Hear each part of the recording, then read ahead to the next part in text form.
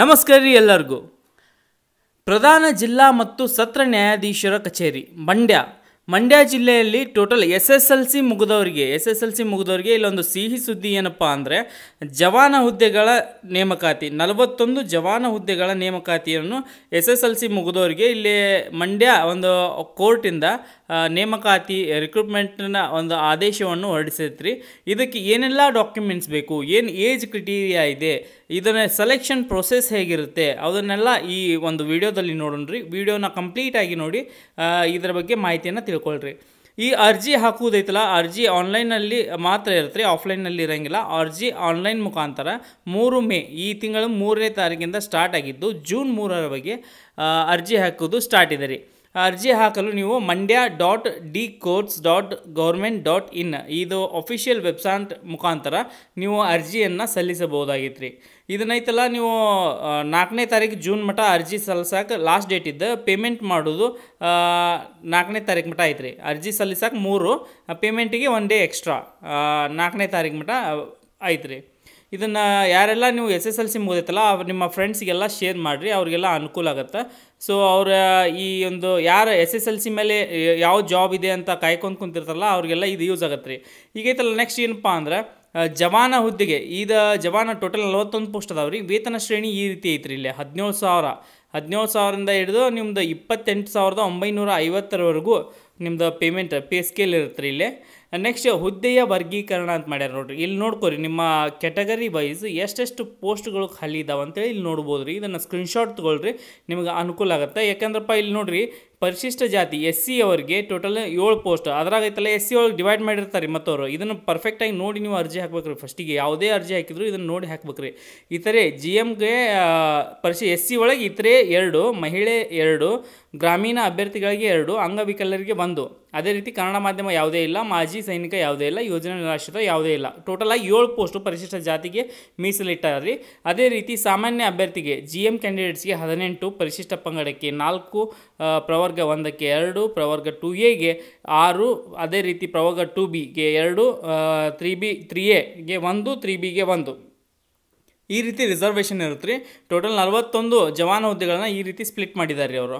So ಇದನ್ನು ಯಾರೆಲ್ಲ eligible ಇದ್ದೀರಾ, ಯಾರೆಲ್ಲ ಈ ಅರ್ಜಿಯನ್ನು ಹಾಕ್ಬೋದು ಅಂದರೆ ಅವ್ರದ್ದು ಶೈಕ್ಷಣಿಕ ವಿದ್ಯಾರ್ಹತೆ ಏನಾಗಿರ್ಬೋದು ಅಂದರೆ ಏನಿಲ್ಲ ರೀ, ಜಸ್ಟ್ ನೀವು SSLC ಪಾಸ್ ಆಗಿದ್ದರೆ ಮುಗೀತು. SSLC ಪಾಸ್ ಆಗಿ ನಿಮಗೆ ಕನ್ನಡ ಭಾಷೆಯನ್ನು ಓದಲು ಮತ್ತು ಬರೆಯಲು ಬೇಸಿಕ್ ಇನ್ಫಾರ್ಮೇಷನ್ ಕೊಟ್ಟರೆ, ಬೇಸಿಕ್ಕಾಗಿ ಇಷ್ಟು ಎಲ್ಲರದು ಮುಗಿದಿರ್ತಾರೆ. ಎಲ್ಲರೂ ಯಾರ್ಯಾರೆಲ್ಲ SSLC ಮುಗಿದಿರಲ್ಲ, ನಿಮ್ಗೆ ಯಾರ್ಯಾರಿಗೆಲ್ಲ ಕನ್ನಡ ಓದೋಕ್ಕೂ ಬರೆಯೋಕ್ಕೂ ಬರ್ತಲ್ಲ ಅವರೆಲ್ಲ ಈ ಅರ್ಜಿನ ಹಾಕೋಕ್ಕೆ ಎಲಿಜಿಬಲ್ ಇರ್ತೀರಿ.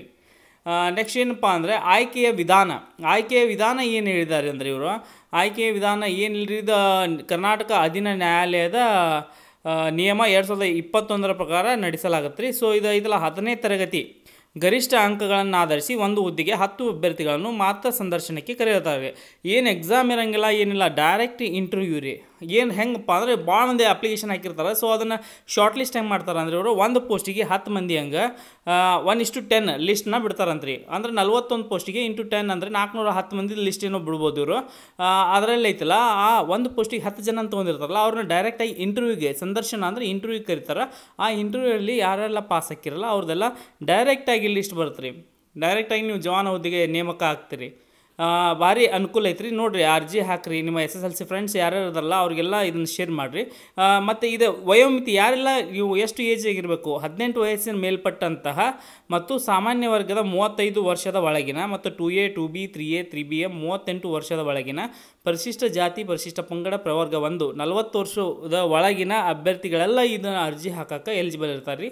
ಅದೇ ರೀತಿ ಇಲ್ಲಿ ಬೇರೆ ಬೇರೆ ಕ್ಯಾಟಗರಿ ವೈಸ್ ಮಾಜಿ ಸೈನಿಕರಿಗೆ 3 ವರ್ಷ ರಿಲ್ಯಾಕ್ಸೇಷನ್ ಐತ್ರಿ. ಅದೇ ರೀತಿ ಅಭ್ಯರ್ಥಿ ಅಂಗವಿಕಲರಾಗಿದ್ದರೆ, ವಿಧವೆಯರಾಗಿದ್ದರೆ 10 ವರ್ಷಗಳ ಕಾಲ ಅವರಿಗೆ ರಿಸರ್ವೇಷನ್ ಅದರ ಎಕ್ಸ್ಟೆನ್ಷನ್ ಏಜ್ ಎಕ್ಸ್ಟೆನ್ಷನ್ ಕೊಟ್ಟಿದ್ದಾರೆ ರೀ.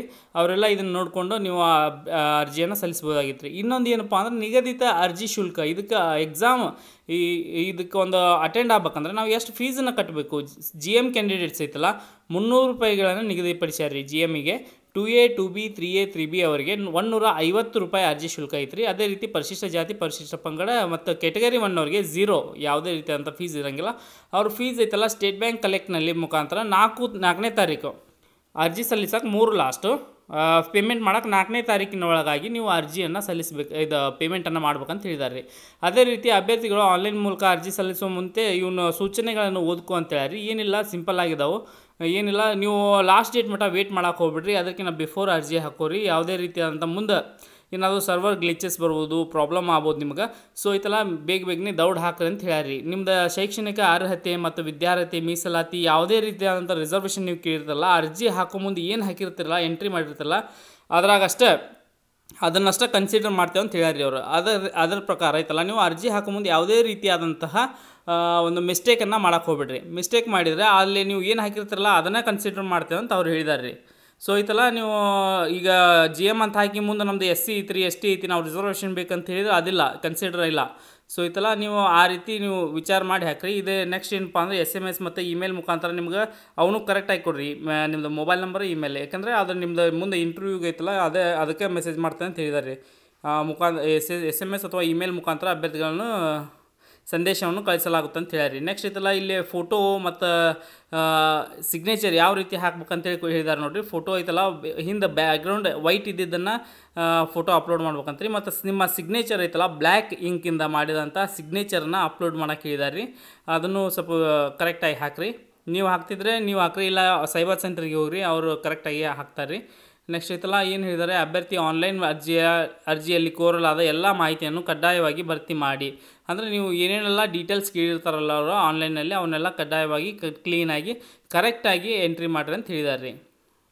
ಸೊ ಐತಲ್ಲ, ಇದು ಇಷ್ಟ ರೀ. ಇದು ನಿಮ್ದು SSLC ಫ್ರೆಂಡ್ಸ್ ಯಾರಿದಾರಲ್ಲ, ಯಾರೆಲ್ಲ ಕೋರ್ಟಲ್ಲಿ ಕೆಲಸ ಮಾಡೋಕ್ಕೆ ಇಂಟ್ರೆಸ್ಟ್ ಇರೋದಾರಲ್ಲ, ಅವ್ರಿಗೆಲ್ಲ ಈ ಒಂದು ವಿಡಿಯೋನ ಶೇರ್ ಮಾಡಿರಿ. ಇದೇ ರೀತಿ ಎಜುಕೇಟೆಡ್ ರಿಲೇಟೆಡ್ ಮತ್ತು ಜಾಬ್ ರಿಲೇಟೆಡ್ ವಿಡಿಯೋಸನ್ನು ನೋಡೋಕ್ಕೆ ನಮ್ಮ ಯೂಟ್ಯೂಬ್ ಚಾನಲ್ನ ಸಬ್ಸ್ಕ್ರೈಬ್ ಮಾಡಿ ಬೆಲ್ ಬಟನ್ನ ಒತ್ತಿರಿ. ನೆಕ್ಸ್ಟ್ ಏನು ಹೇಳಿದ್ದಾರೆ ಅಂದರೆ ಅವರು, ಸಂದರ್ಶನಕ್ಕೆ ಹಾಜರಾಗುವಂಥ ಅಭ್ಯರ್ಥಿಗಳು ಗುರುತಿಗಾಗಿ ಚುನಾವಣೆ ಗುರುತಿನ ಪತ್ರ, ಆಧಾರ್ ಕಾರ್ಡ್, ಚಾಲನಾ ಪರವಾನಗಿ ಪತ್ರ, ಪ್ಯಾನ್ ಕಾರ್ಡ್, ಪಾಸ್ಪೋರ್ಟ್, ಈ ಯಾವುದೇ ಒಂದು ಡಾಕ್ಯುಮೆಂಟ್, ಗೌರ್ಮೆಂಟ್ ಡಾಕ್ಯುಮೆಂಟ್ನ ನೀವು ಸಂದರ್ಶನ ವೇಳೆಯಲ್ಲಿ ತೊಗೊಂಡು ಹೋಗ್ಬೇಕಂತೇಳಿ ಹೇಳಿದ್ದಾರೆ ರೀ. ನೆಕ್ಸ್ಟ್ ಮತ್ತೇನು ಬರ್ತಂದರೆ, ನೆಕ್ಸ್ಟ್ ಏನು, ಆನ್ಲೈನ್ ಅರ್ಜಿಯ ಪ್ರತಿ, ಶುಲ್ಕ ಪಾವತಿಯ ರಶೀದಿ, ಇವನ್ನೆಲ್ಲ ಐತಲ್ಲಿ ನೀವು ಕಂಪಲ್ಸರಿಯಾಗಿ ಇಟ್ಕೋಬೇಕಾಗತ್ತೆ ರೀ. ಆನ್ಲೈನ್ ಅರ್ಜಿ ಸಲ್ಲಿಸಿದ ಮೇಲೆ ಒಂದು ಅಕ್ನಾಲಜ್ಮೆಂಟ್ ಬಂದಿರುತ್ತೆ ರೀ. ಆ ಅಕ್ನಾಲಜ್ಮೆಂಟ್ ಆಗಿರ್ಬೋದು, ನೀವು ಫೀ ರೆಸಿಟ್ ತುಂಬಿರ್ತಾರಲ್ಲ ಆ ಫೀ ರೆಸಿಪ್ಟ್ ಆಗಿರ್ಬೋದು, ನಿಮ್ಮ ಒಂದು ID ಕಾರ್ಡ್ ಆಗಿರ್ಬೋದು. ಮತ್ತು ಈ ರೀತಿ ನೀವು ರಿಸರ್ವೇಷನ್ ಕೇಳಿರ್ತಾರಲ್ಲ, ಇಲ್ಲಿ ಗ್ರಾಮೀಣ ಮಾಧ್ಯಮದ ರಿಸರ್ವೇಷನ್, ಕನ್ನಡ ಮಾಧ್ಯಮ ರಿಸರ್ವೇಷನ್, ಯಾವೆಲ್ಲ ರಿಸರ್ವೇಷನ್ನ ಕೇಳಿರ್ತಾರಲ್ಲ, ನಿಮ್ಮ ಕೆಟಗರಿ ಸರ್ಟಿಫಿಕೇಟ್, ಇವೆಲ್ಲ ಡಾಕ್ಯುಮೆಂಟ್ಸನ್ನು ನೀವು ಐತೆಲ್ಲ ಸರಿಯಾಗಿ ನಿಮ್ಮ ಸಂದರ್ಶನಕ್ಕೆ ಶಾರ್ಟ್ ಲಿಸ್ಟ್ ಏನಾದರೂ ಆದರೆ ನೀವು 1:10 ಲಿಸ್ಟ್ನಲ್ಲಿ ನೀವು ಇವನ್ನೆಲ್ಲ ಡಾಕ್ಯುಮೆಂಟ್ಸನ್ನ ಸರಿಯಾಗಿ ಅಲ್ಲಿ ಪ್ರಸ್ತುತಪಡಿಸ್ಬೇಕಂತೇಳಿ ಈ ನೋಟಿಫಿಕೇಷನ್ ಒಳಗೆ ಹೇಳಿದ್ದಾರೆ ರೀ. ಸೊ ಇಷ್ಟೆಲ್ಲ ಇನ್ಫಾರ್ಮೇಷನ್ ಈ ಒಂದು ಪ್ರಧಾನ ಜಿಲ್ಲಾ ಮತ್ತು ಸತ್ರ ನ್ಯಾಯಾಧೀಶರ ಮಂಡ್ಯ ಜಿಲ್ಲೆಯಿಂದ ಹೊರಡಿಸಲಾಗಿತ್ತು ರೀ. ಈ ವಿಡಿಯೋನ ಪೂರ್ತಿಯಾಗಿ ನೋಡಿದ್ದಕ್ಕೆ ತಮ್ಮೆಲ್ಲರಿಗೂ ಧನ್ಯವಾದಗಳು ರೀ.